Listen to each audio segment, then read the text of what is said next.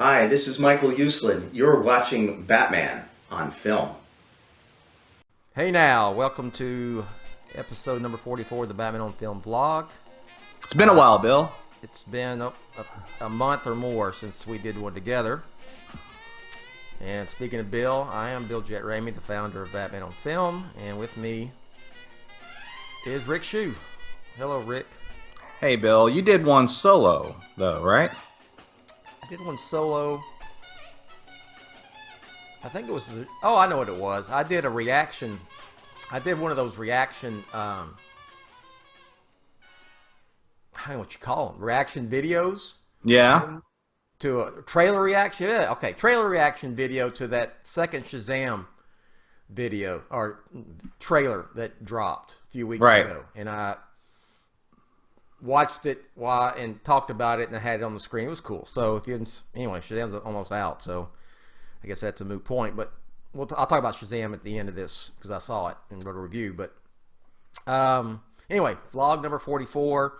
We're going to talk some Batman, and today is an anniversary for Batman of sorts. It is, the whole year is Batman's 80th anniversary, but today Detective Comics number 1000 hit bookstores, comic book stores, newsstands, digitally, wherever you get your comics. So and I've also got my Batman 27. This was actually an advertisement that was found in, I think it was in Action Comics, that advertised the upcoming appearance of Batman in Detective Comics number 27 in 1939. And so I've read it.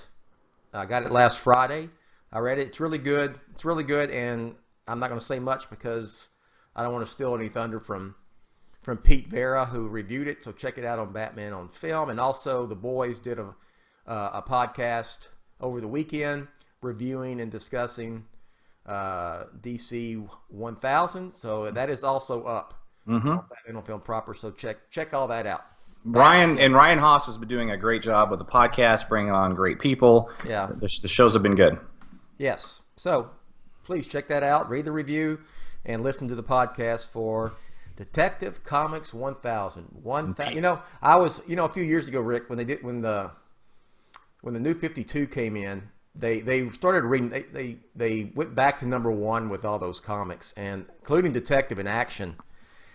And I thought that was a mistake at the time, and they rectified that with Rebirth, and so went back to the original numbering, and that's why we're at. Finally got to 1000, and I got to Action 1000 last year, which is for Superman. All right. I'm taking my 4-year-old to a comic book store today. Her first trip. I'll tweet something about it. All right. Well, then get some copies of Detective 1000. No, I got about 5. I got ordered from Midtown Comics, so I'm gonna put them away. All right. So, last couple weeks, a couple things dropped that I wanted to talk about. I reported it on Batman on Film, but really, I gave my 2 cents like I usually do, but I didn't get a chance to talk about it here on the vlog like we usually like to do with stuff like that. So we'll start off with this rumor from an outlet called DiscussingFilm.net that claimed that they had heard that Matt Reeves' The Batman was going to be set in the 90s, which, to be honest, I never heard of DiscussingFilm.net.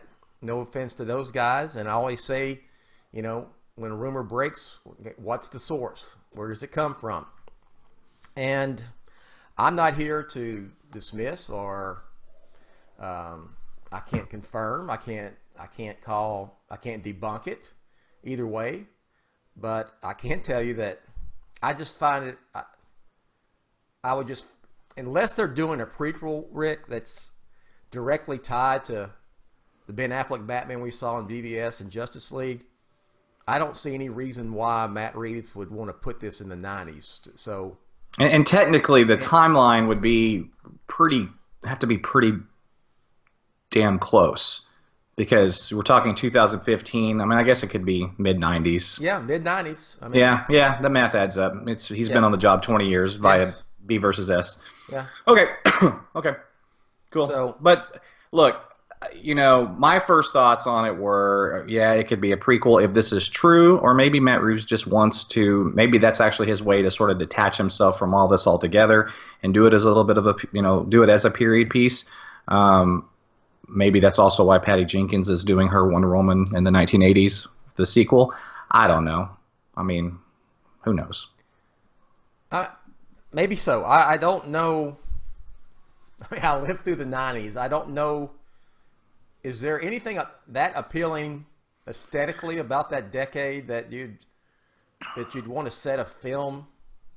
It was the in it? It was the depressing 80s is really what the 90s was. I mean, I can get like a 70s Yeah. Batman, gritty, Yeah, it's not as action identifiable. types. Yes, exactly. Like you know, the 1980s obviously has such, you know, flamboyant aesthetics that it's obvious what it is. The 70s the same. It's different, but in terms of just very distinctive. The 90s is just it's a kind of a weird decade with fashion. I mean, are you going to have people in flannel and long and, you know, grunge Seattle rock hair? I mean, what is the what defines it? I mean, I love 90s music and I love 90s film. There's a lot of things about the 90s I like a lot. But to set a movie in the 90s as a quote-unquote period piece does seem like an odd decade to do that. Okay, you know, myself. I mean, like I said, I think I said, hey, you want to do a period piece for Batman? Fine, do it in the 1940s. Do it in the 70s. I could see those. The 90s. I just don't get it. Yeah, and we're talking about detective, and I've been a proponent with our friend John Reagan, who mocks up a lot of cool artwork, to have a Batman film set in the 30s or early 40s.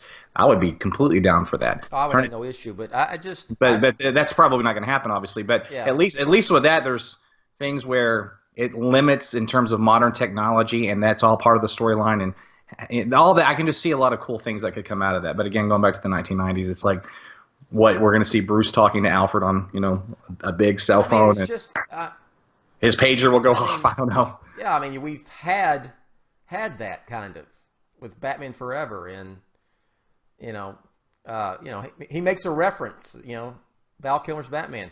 The back signal's not a beeper. Oh, that's right. He does actually say and that. The back. Yeah. It's like, Try to put that out of my it's mind. not as the 90s weren't as technologically advanced as they are today, but they weren't. It wasn't primitive. It was just, we weren't using freaking telegraphs or anything or smoke signals. I did have a cell phone. Well, and that's what I'm saying. In some ways, it's almost this weird limbo decade where it would make more sense to go back to 80s, 70s, 60s when technology was vastly different, as opposed to that sort of transitional decade where, yeah, there's cell phones, but they're big. Yeah. And there's still pagers, but people still use payphones. But you know what I'm saying? Like, there's the internet, but there's not smartphones.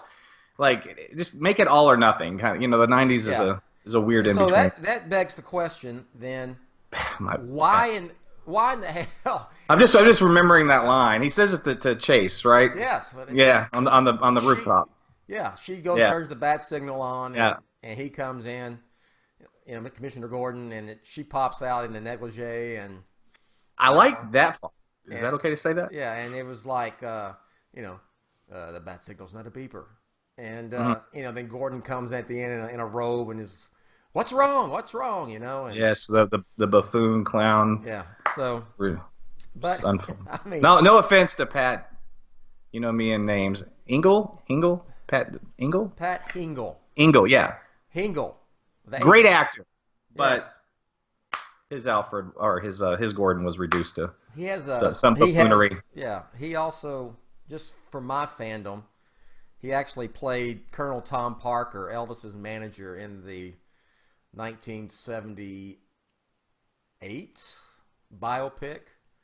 TV biopic with Kurt Russell. Have you ever seen that one, Rick? The Kurt Russell version of the Elvis?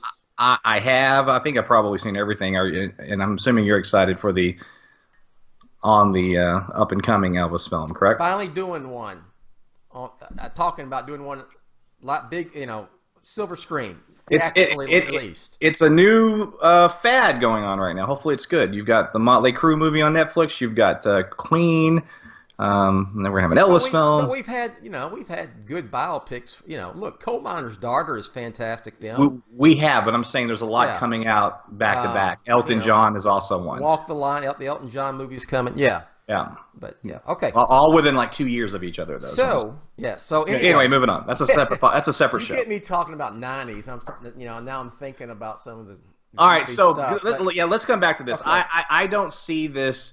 The only purpose of it, especially now that we're talking it through, to set it in the 90s is literally to be like in 1995 when Batman's getting his start, and it's the Batman from B versus S. And that's my point. Why in the hell would you do that? Why would you?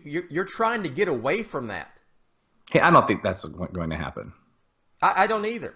But as soon as people saw that, that's exactly what they wanted.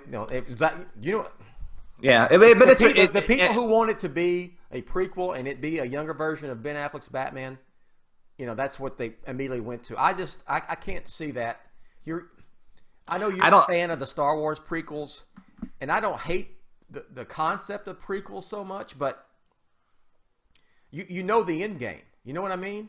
You know where it's headed.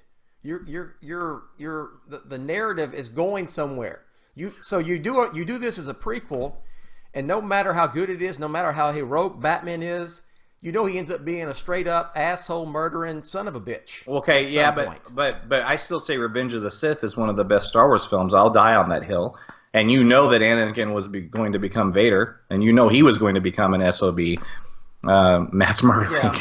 But because sometimes these things are more, not to be cliche here, but I'm going to be cliche. The journey is sometimes even more important than the destination. So I can see the story being told and still be captivating and engaging, and even in the back of your head, you know that he ends up with the Justice League or whatever. I just don't think that's the route Matt Reeves is going. I think this is going to be a clean slate. Well, you're also with the Star Wars prequels, you were prequeling three classic movies that are beloved. Right. Which is why The Phantom Menace still remains the most divisive Star Wars film. I don't care what anybody thinks about the modern stuff with The Last Jedi. I lived it. There just wasn't Twitter. There wasn't hashtags. Trust me, it was worse. It's with this as a prequel. If you went that route, then you're certainly not heading towards something that's beloved and endearing in the hearts of Batman fans in general, or the audience in general. It's. I mean, well, okay. Again, let's just entertain the idea that he would be doing that. I don't think he is, but it could also be perceived as the way of kind of having your cake and eat it too. It is a prequel. It is part of that, but it's still mine and a reboot and different. And it's really semantics at the end of the day. Bottom line is this: Matt Reeves is rebooting Batman. I don't like saying declarative things without absolute facts, but I'm going to say I'm not going to hedge my bets on this. I'm going to say that's what he's doing. If they did that route, and it was kind of a wink prequel, and you just kind of, as you go forward, you just kind of ignore what came with BVS and Justice League, and just do your own thing, soft reboot it, whatever you want to call it. I mean, I've advocated that route before, but that was also at a period, I think, where this stuff wasn't that toxic. It's just, you mentioned BVS and look, Zack Snyder threw more gasoline on the fire, Rick, recently, if you know about that. If you want to get into that? Not really. Look, I'll say this. The man was obviously drinking, because I've seen a lot of footage from that panel, wherever it was at. And he has a lot of supportive fans, and he was talking to them, and he was in his environment. So I don't want to beat him up too bad over it, but I'll just say this. And I like Zack Snyder, and I love some of his films, dislike many, but some I really love. He did himself no favors by saying, wake the F up if you don't like my version of Batman. Okay, that's the kind of stuff, to go back to Star Wars, that's the kind of stuff that the online fandom was actually accusing Rian Johnson of doing with The Last Jedi, and he wasn't. And this is something Zack Snyder does, like, right on the nose. I mean, look, I like him. I've met Zack several times. He has been very nice. I think he's, and as far as a dude, he's super cool. Sure. And there's films I like that he's done. I like, I like Watchmen. I'm a fan of Man of Steel, to be honest. And it gets beat up a lot. I love both of those films. I love both of those films. There's a point where with this, it's time just to let it go. That's just it. Like, that's what I didn't really say much publicly about it. I'm not even sure if I retweeted your article. I don't mean that any offense. I just kind of didn't want to get into it with anyone online. But I did make, I think, 2 comments to just some friends of ours on Twitter. And at one point I just said, I just feel like that he's bitter and cynical about all this at this point. And it's just like, dude, just let it go, man. You're an amazing. I'm sure he is. You're an amazing artist. You're a super cool guy. Just move on and go focus on your next project. And this is do something else, brother. Just let it go, because it truly does fuel his fans. And unfortunately, and I don't mean this about all of his hardcore fans. I know some of these guys personally that some people would consider zaddies, and they're good dudes. But there's some toxic elements in that faction. Oh my gosh! I mean, big time, and it's a little sycophantic at times as well. So I don't get into all that. Bottom line is this: Zach's a cool guy. He just should have. He didn't do himself any favors. So let's move.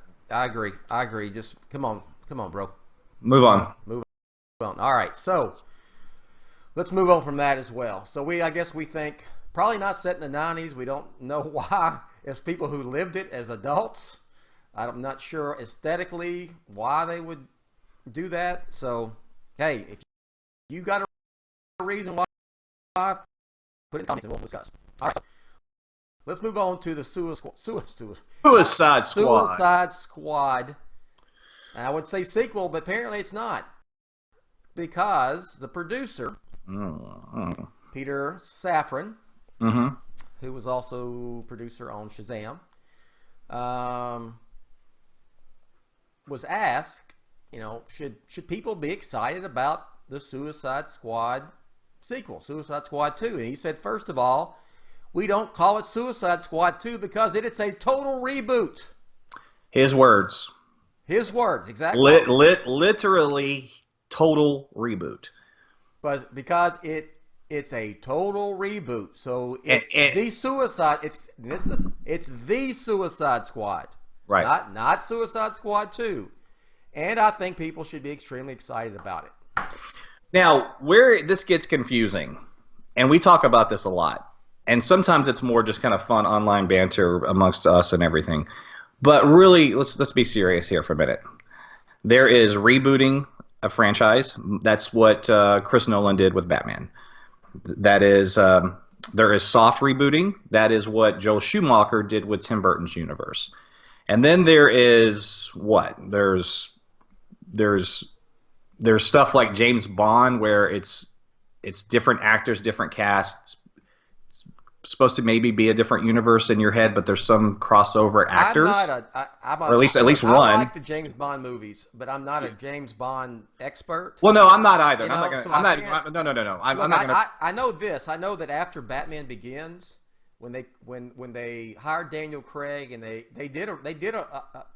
Batman Begins Bond, right, with Casino Royale, to a certain extent. It was always kind of an ongoing type of loose continuity, but wasn't, and they were all kind of related. They're all tied together. But with that movie, when that movie came out, it was damn near about the hardest Bond reboot you could get. But look, apparently Margot Robbie's Harley Quinn's going to be in this movie. She was in the first Suicide Squad movie. There's been no indication of anyone else returning officially, except that they did recast Deadshot. Will Smith is out. Apparently for, as they said, it was scheduling reasons, and Idris Elba is taking over the role, which is good casting, actually. He's a good actor. Yes, he is. But I'm not sure about, the dude that played Rick Flag, if he's coming back, or the Amanda Waller, that actress. Her name slips my mind. She's a great actress. Olivia Viola? Yeah. Viola Davis. Oh, Viola Davis, thank you. Yes, okay. I don't know why I was going to say Olivia there. Viola Davis. So She's great. I think she's important, and I would have no problem with her coming back. So I guess the question is, and I think I'm gonna get your take on it, and then we'll discuss. Can you have a total reboot and still use some of the same actors and actresses?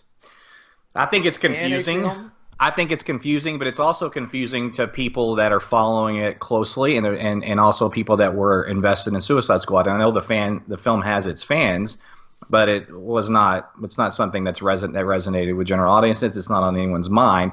So I think you could get away with it. And I think it's one of those things where if you have somebody as dynamic as Margot Robbie, for instance, you're like, we can't get rid of her, but we have to reboot this thing. So you know what? We're just going to kind of slide her in there. She's going to be this Harley Quinn in this universe. And we'll just have to accept that. I'm trying to think of an example other than the James Bond stuff I referenced. I mean, it would be like if Matt Reeves used Michael Caine for Alfred. I gave you an example from the Bond stuff. You had Judi Dench. Judi Dench is who I was trying to think of. Okay. Yes, she was M, and yes. I don't know, the last or a couple of the Pierce Brosnan movies, and then she played M again in the the Casino Royale. Thank you for honing in on that, because that's the point I was trying to make. And so think of it in those terms, and I think that's what this is. So then it begs the question also, well then, is Birds of Prey part of that universe, the new Suicide Squad, or is that loosely tied into the original film? I think it's basically, Rick, it's that they're all their own thing, and they've said as much. They're their own thing, but they're not going to contradict anything either. They contradict it. You know, because you can't have Margot Robbie's Harley Quinn in 3 different universes. That's a bridge too far. You just don't have to mention anything. You don't, but that's the thing. I mean, I think that's where you get into having all this connective tissue. But you can't talk about. I don't see how it's possible to not have something. Plus, there's also a matter of aesthetic. You have to at least look like you're in the same universe, right? They've changed her look up for the Birds of Prey. It's a different looking. I mean, it's her, and she's pale, and she has the same body art as she had in Suicide Squad. But it's not like I meant more of the surroundings. Yeah. In other words, like Tim Burton's Gotham versus Nolan's Gotham. And suddenly those 2 Gothams are in the same universe. I would say this film will look probably different. I mean, you've got 2 different directors, and really 3. I mean, if you're going to throw in, the dude who directed Suicide Squad, and then the Birds of Prey, and then you've got, the Suicide Squad. I think you just make the movie, and you don't really worry about when you start trying to connect things, either loosely or are very overt and directly. Then you start getting into inconsistencies. If you just make the movie, I don't see how if it's a new group, but you still have Deadshot and you still have Harley and there's some other characters in there, and it's a whole another mission. I mean, why would you even have to reference? Would you have to reference Birds of Prey? Would you have to reference Suicide Squad? I don't think so. No, I mean you could have some. Is there going to be a subplot with Deadshot and his daughter or something like that? Is the same girl played her in Suicide Squad? I mean, there's see the daughter. Right. No, that's what I'm saying. Like those kind of things could come up or not. At the end of the day, I think you're right. This is just going to be its own film, and just look at it that way. And if there's some crossover actors, and in your head you want to say it's the same, well, it doesn't matter. Whatever strikes your fancy. At the end of the day, they're just making their own films. I think this, Rick, if you're going to be a shared universe and continuity stickler, you're gonna end up putting yourself in a position of unintentionally affecting your enjoyment of these films. Does that make sense? Yes. I mean, know what I mean? Yeah, just don't have expectations like that. Just go in, just enjoy the film. Yeah, it's got to be connected. It's got to be connected, okay? But if it's not, I mean, they've told you, Rick. Look, it's not me and Rick Shew telling you this, folks. It's Warner Brothers has said what? These films are their own things, their own entity. We're less focused on a shared universe. They're their own creative deals. So with strong filmmakers.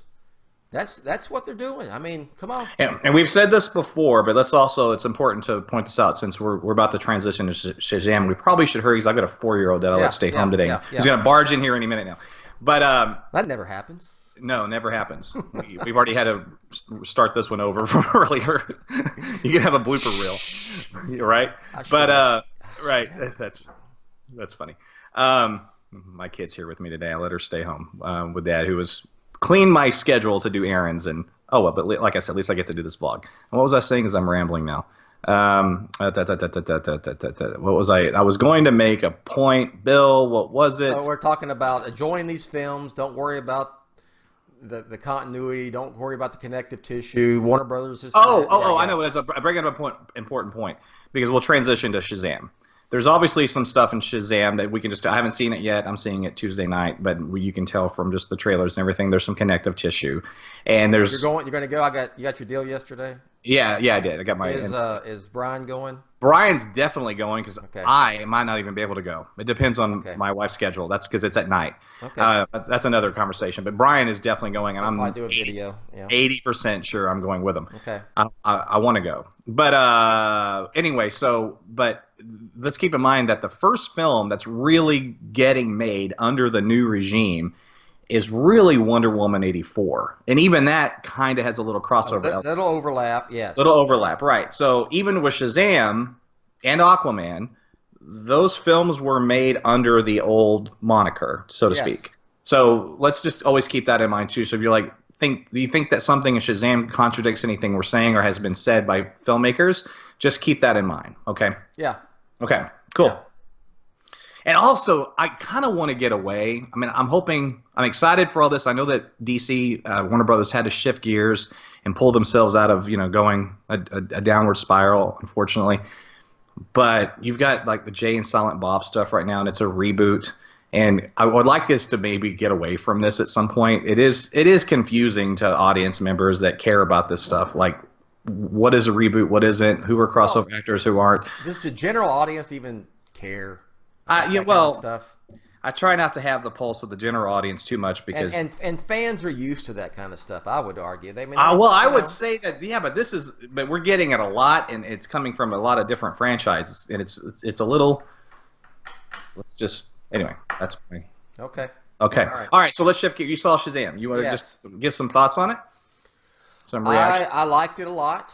I thought, and you can. I read your review. Yeah. Batman on Film. I liked it a lot. It's not the greatest DC film ever. I thought there was a lot of.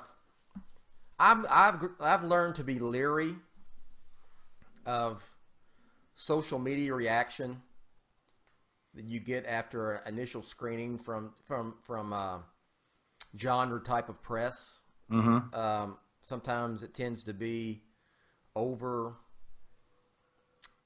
reaction, hyperbolic, and sometimes both ways because. Rick, sometimes people create a movie in their head. They go see the movie. It's not what the movie they filmed in their brain, and they can first time they see it, well, it's shit. Something like that. Does that ever happen before, Rick? Ever?